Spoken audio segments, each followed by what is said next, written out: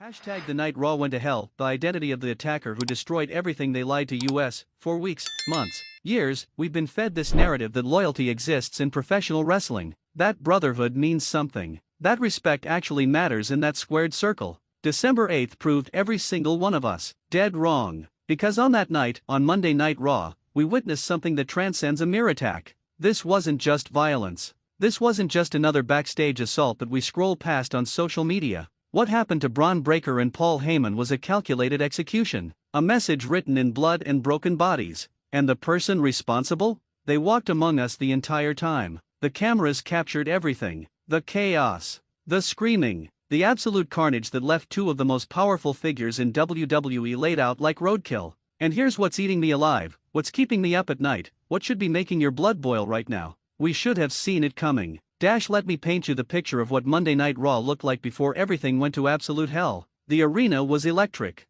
Fans were on their feet. Bron Breakker, the second-generation powerhouse, the man who's been tearing through the roster like a hurricane with a personal vendetta, was standing in the middle of that ring with the Intercontinental Championship gleaming on his shoulder. You could see it in his eyes, that predatory confidence, that unshakable belief that he's the future of this entire industry. And he wasn't wrong to feel that way. This man has been unstoppable. Every opponent who stepped up got put down. Every challenge got answered with brute force and technical precision that made legends nod their heads in respect. Breakker wasn't just holding the Intercontinental Championship, he was defining it, transforming it back into the prize it used to be when warriors like Randy Savage and Bret Hart made it mean something. The crowd was hanging on his every word as he cut this promo about dominance, about legacy, about how nobody in that locker room had the guts or the ability to take what belonged to him. That's when Paul Heyman walked out. Now, when the wise man makes an appearance, you know something massive is about to unfold. This man doesn't waste time on meaningless segments. Every syllable that comes out of his mouth is calculated, designed to manipulate, to position his clients for maximum success. Heyman's been the mastermind behind some of the most dominant runs in WWE history. When he speaks, championships change hands. Careers get made or destroyed. He stood at the top of that ramp with his phone in hand, the trademark smirk on his face, and he started talking about opportunity. About evolution. About how Breakker, for all his physical gifts, was still missing one crucial element to become truly legendary. Management. Guidance. A wise man. The implication was clear. Heyman was potentially scouting, evaluating whether Bron Breakker could be his next project, his next meal ticket, his next Roman Reigns level investment. The crowd was going insane because we all understood what this could mean. Paul Heyman aligning with Bron Breakker would create a force so dominant, so unstoppable, that it would take multiple superstars just to slow them down. Breakker looked intrigued. Suspicious, but intrigued. He invited Heyman into the ring to discuss this opportunity further. That's when everything changed. That's when the lights went out. Listen, I've been covering wrestling for years. I've seen every type of attack, every variation of betrayal. The lights going out is wrestling 101, right? It's been done 1,000 times. We all expect the Undertaker music to hit, or some returning superstar to make their presence felt. This was different. When those lights came back on, and I'm talking maybe 5 seconds of darkness, barely enough time to process what was happening, the scene inside that ring was devastation. Bron Breakker was face down on the mat, not moving, his body positioned like he'd been hit by a truck. The Intercontinental Championship had been thrown across the ring like garbage. And Paul Heyman. Paul Heyman was crumpled in the corner, his glasses shattered, his phone destroyed, looking like he'd just been through a street fight with someone twice his size. But here's where it gets twisted. There was nobody else in the ring. No attacker standing over their bodies in triumph. No music playing. No figure retreating up the ramp. Just two men absolutely decimated, and an entire arena full of people, including the commentary team, including the camera operators, including every single person backstage with absolutely no idea what just happened. The medical staff rushed down. Cameras were scrambling to get different angles, trying to piece together the puzzle. Replays started rolling, and frame by frame, we watched that 5-second window of darkness, searching for any clue, any shadow, any hint of who could have moved that fast and struck with that much violence. Nothing. The attack was surgical, precise, professional. Question for you right now: who in the entire WWE roster has the skill to execute an attack this perfectly? Drop your answer in the comments because I need to know what you're thinking. Let's talk about Bron Breakker for a second, because understanding his situation is crucial to unraveling this mystery.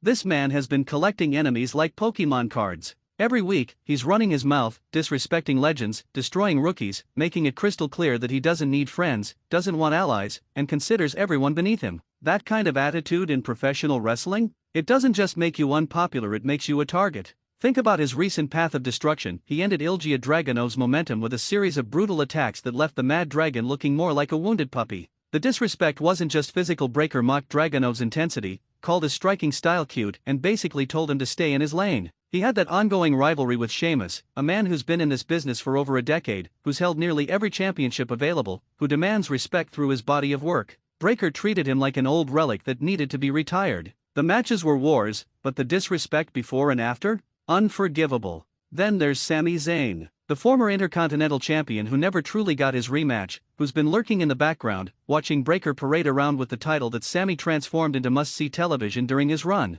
That's not just professional rivalry, that's personal. Ludwig Kaiser, Dragon Lee, Kofi Kingston. The list of people who Bron Breakker has disrespected, injured, or humiliated grows longer every single week. Any one of these men had motive. Any one of these men could justify wanting to send a message. But would any of them do it this way? That's what's haunting me. That's what doesn't add up.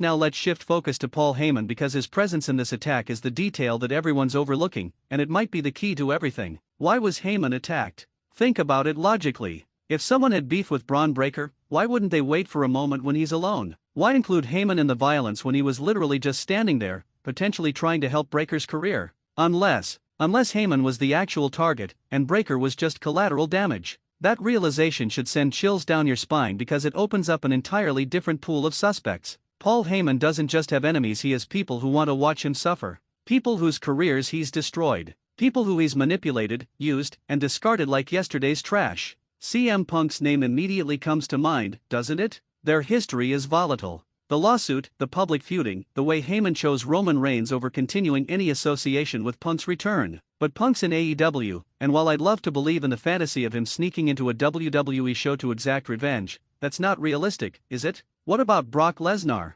Heyman's longest-running client, the man he managed for years, who he eventually moved on from to focus entirely on Roman Reigns' tribal chief run. Lesnar disappeared from WWE television months ago under mysterious circumstances. Could he have returned for one night, not to make a grand entrance, but to send a message to the man who he feels betrayed him? Or maybe we're thinking too small. Maybe this wasn't about personal revenge at all. Maybe someone's trying to create chaos. Maybe someone wants to watch WWE's power structure crumble, and what better way to do that than taking out one of the most dominant champions and the most influential mind in the company in one swift move? Be honest with me, do you think Heyman was the real target here, or was Breakker? Your answer changes everything about how we analyze this. The immediate aftermath of the attack was pure pandemonium. Social media exploded. Wrestling fans, journalists, former wrestlers, even celebrities who casually follow WWE were all trying to piece together what happened. #RAW attack was trending #1 worldwide within minutes. Theories were flying faster than conspiracy threads on a political subreddit. WWE's official statement was frustratingly vague: an investigation is underway. The safety of our superstars is our top priority.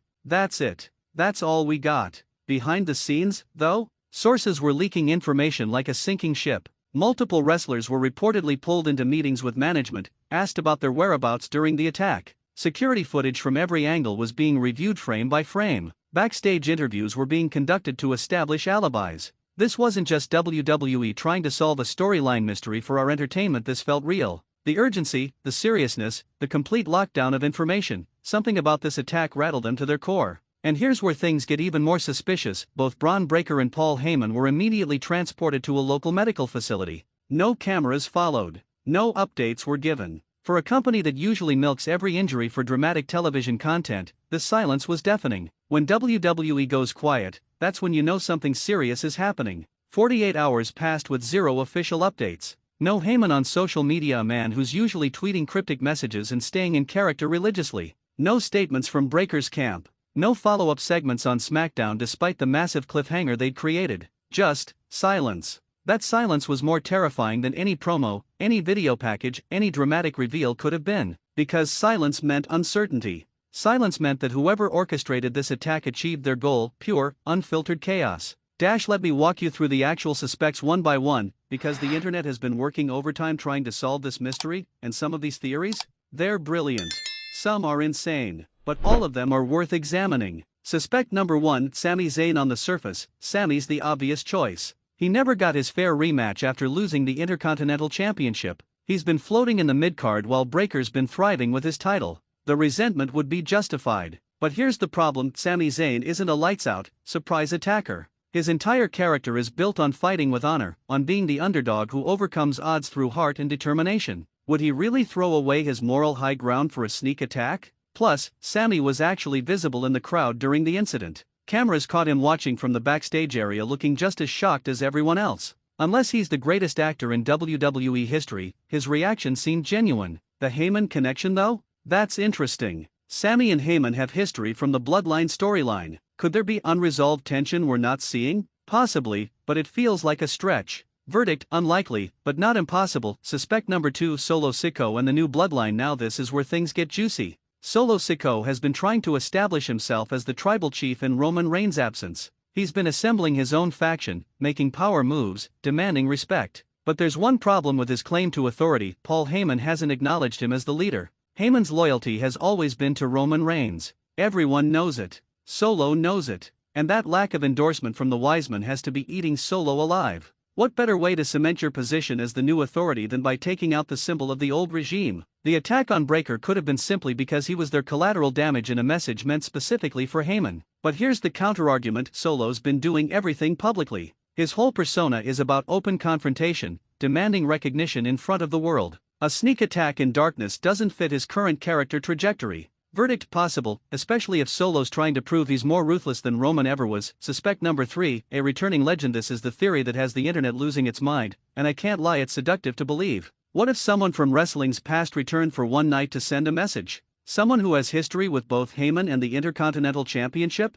Someone who's been waiting for the perfect moment to remind everyone why they're legendary? Names being thrown around: Edge, Randy Orton, even though he's been on SmackDown. Even Goldberg's name popped up in some discussions. The most intriguing possibility? Kurt Angle. Think about it. Angle's relationship with Heyman goes back years, through ECW and beyond. It's complicated, layered with respect and rivalry. And Angle's legacy with the Intercontinental Championship is undeniable. It was his first major title in WWE, the foundation of his legendary career. What if Angle saw Breakker disrespecting the title's legacy and decided enough was enough? What if he needed to remind everyone that the Intercontinental Championship demands respect, and he was willing to cross ethical lines to make that point? The physical capability is questionable given Angle's age and health, but his wrestling IQ? His ability to execute a perfect plan? Unmatched. Verdict: exciting but probably fantasy booking. WWE would have milked an Angle return for all it's worth, not hidden it in darkness. ***. Suspect number 4: someone from NXT. Here's a theory that's not getting enough attention. What if this was an NXT superstar making a statement?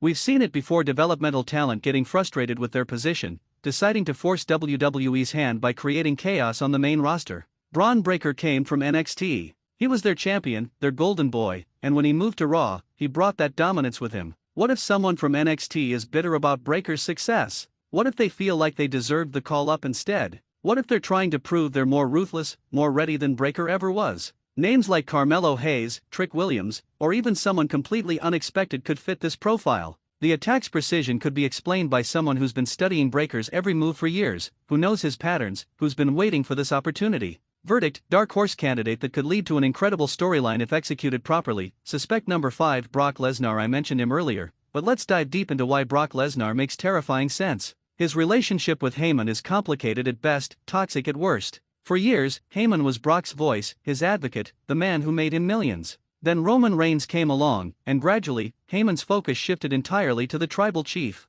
Brock was still in Heyman's stable technically, but the preference was clear. When their professional relationship officially ended, it wasn't pretty. There were reports of legitimate tension, of Brock feeling disrespected by how Heyman prioritized Roman's storylines over his. Now imagine Brock sitting at home, watching Heyman try to recruit another client in Bron Breakker. Imagine the rage building up. Imagine him thinking, "You're going to replace me? You're going to find someone new after everything I did for you, after all the money we made together." Brock doesn't need lights to attack. He doesn't need weapons. He's a legitimate fighter who could absolutely incapacitate two men in 5 seconds and disappear before anyone knew what happened. The only question: would WWE bring Brock back for something this dark? Would they risk his mainstream appeal on a potentially controversial angle? Verdict: highly plausible. The motive, ability, and history all align perfectly. ***. Who's your number one suspect right now? And be specific, why do you think they did it? I'm reading every comment. ***. Let's talk about what this attack means for WWE's landscape moving forward, because the implications are massive.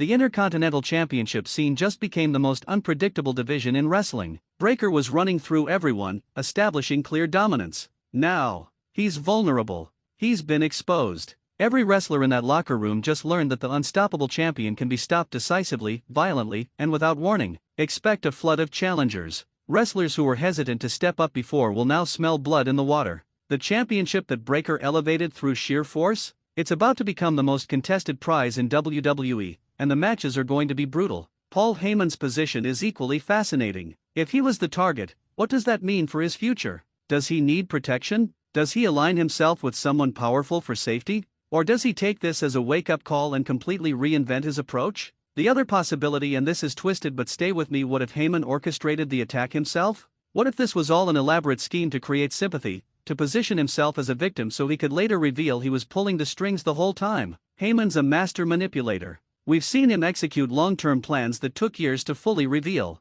Could this be another example of his genius? That would explain why both he and Breakker were attacked to avoid suspicion. It would explain the precision of the timing. It would explain WWE's strange silence on the matter. If that's the case, if Heyman somehow planned his own attack, then we're not just watching wrestling television anymore. We're watching Shakespeare-level manipulation, and everyone including us fans are puppets in his grand design. The wrestling community has been dissecting every second of footage available. Amateur detectives on Twitter have created frame-by-frame breakdowns of the 5 seconds of darkness. Wrestling podcasters have brought in body language experts to analyze everyone's reactions. Conspiracy theory videos are racking up millions of views. One of the most compelling pieces of evidence came from an independent camera angle that wasn't part of the official broadcast. A fan in the front row was recording on their phone, and their footage showed something the TV cameras missed: a brief shadow moving across the ring during the blackout. It was quick, less than a second, but it was there. The figure appeared large, moving with purpose, and then disappeared behind the ring apron area.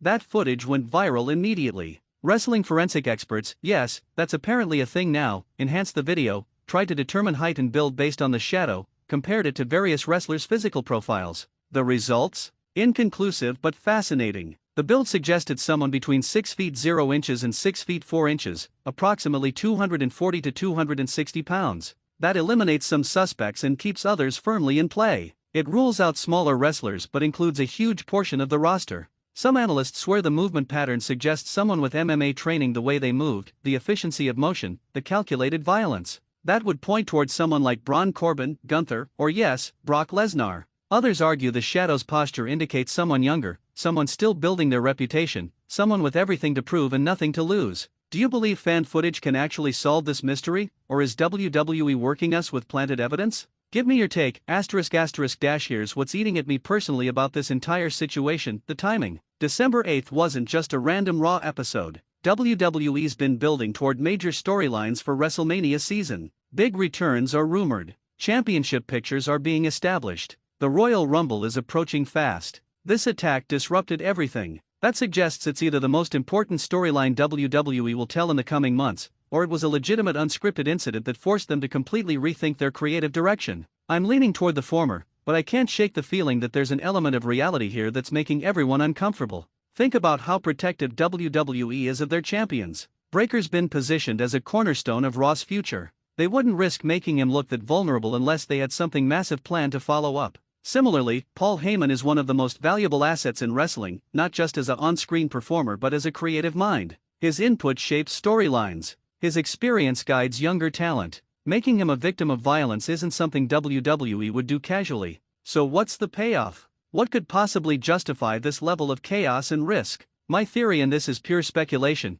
but hear me out: this is the beginning of a faction war that's going to consume WWE television for the next 6 months. Think about it. The attack was too well coordinated for one person. What if this was a group? A new faction announcing their presence by taking out the most dominant champion and the most influential manager on the same night? We haven't seen a truly dangerous faction in WWE for years. Bloodline came close, but they operated more like a corporate entity. What I'm talking about is chaos incarnate, a group with no clear motivation except destruction, with no respect for authority, with no interest in championships or recognition. They just want to destroy. That kind of faction would reshape everything. Every storyline would have to account for them. Every segment would carry the threat of their interference. The entire roster would be forced to choose sides or form alliances for protection. If that's WWE's plan, if this attack was the opening salvo in a war that's about to engulf Monday Night Raw, We're in for the most intense programming WWE's produced in years. Let me share something vulnerable with you. I've covered wrestling through some incredible moments.